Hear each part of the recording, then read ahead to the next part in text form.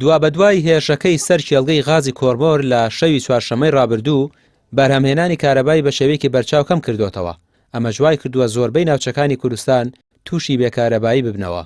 مامۆستایەکی زانکۆ ئاماژە بەوە دەکات کە بەشێکی زۆری ئەم کێشەیە پەیوەندی بە کێشە ناخۆییەکانی هەرێمەوە هەیە. ناکۆکی ناوخۆیی یەکێکە لە سەبەبی سەرەکی ئەم جۆرە هێرشانەی کە لەسەر ئەسڵی پرۆژەی حکومەتداری خۆیان نەکرێت، ینی لەسەر ئەو پرۆژانەی کە لە ناوچەی سنووری خۆیانایە. بەڵام لەبەرەوە ئەمە لە مێژە هەیە هێزە سیاسەکانی ئێرە خۆیان بە ئامانە تەزانن لە بەڕێوەبردنی حکومەتە، گوێیان لەو پرۆژە استراتیژیانە نییە، گوێیان لەو بابەتە پلانە استراتیژیان نییە کە بۆ خەڵکو بۆ حکومەتی دابنن. چالاکێکی مەدەنی ڕەخنە لە شکستی حکومەت لە پاراستنی کێڵەکان دەگرێت. سەرڕای تەرخانکردنی نیوەی بودجە بۆ هێزە ئەمنیەکان، بەڵام ئەو دەڵێت ئەم هێزانە تەنها بۆ ڕوبەڕووبوونەوەی خۆپیشاندەران چالاکن.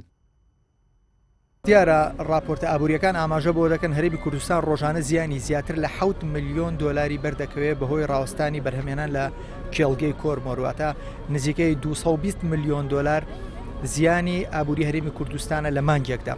بەڵام ئەوەی کە زۆر نامۆی و جێگەی پرسیارە نزیکەی لە 150 موچەی هەرێمی کوردستان سەرفەکرێ بۆ هێزە ئەمنیەکان و بۆ لایەنە پەیوەندیدارەکان بە ئەمنیەتی هەرێمی کوردستان کە زیاترە لە 400 میلیارد دینار.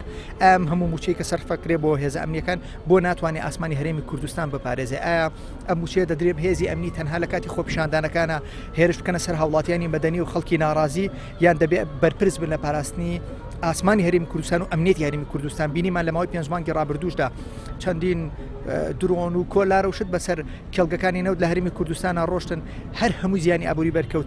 بە هیچ شێوەیەک حکوومەتی هەرێم و تەنانەت حکوومەتی فیدراڵیش نەیتوانی ئاسمانی هەرێمی کوردستان بپارێزێ. سەرۆکی کۆمەڵەی مۆلی داهلیەکان لە سلێمانیش ئامادەی نیشان داوە کە ئەگەر حکوومەت گازیان بێ بەرامبەر پێ بدات کارەبا دابین دەکەن. بەڵام لەم کێشەیەدا دەڵێت ناکۆکی لە قسەکانی وەزیری کارەبا و پرۆژەی ڕووناکیدا هەیە.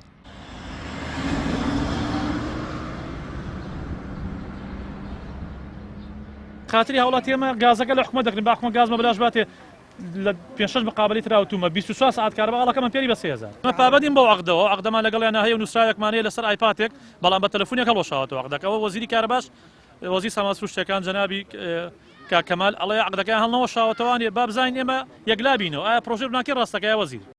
بێکارەبایی و پەککەوتنی پرۆژەی ڕووناکی شارەکانی کوردستانی گەڕاندۆتەوە بۆ پێشنەوەدەکان و خەڵک بە ناچاری پەنا بۆ لامپا و مۆم و فانۆس دەبن.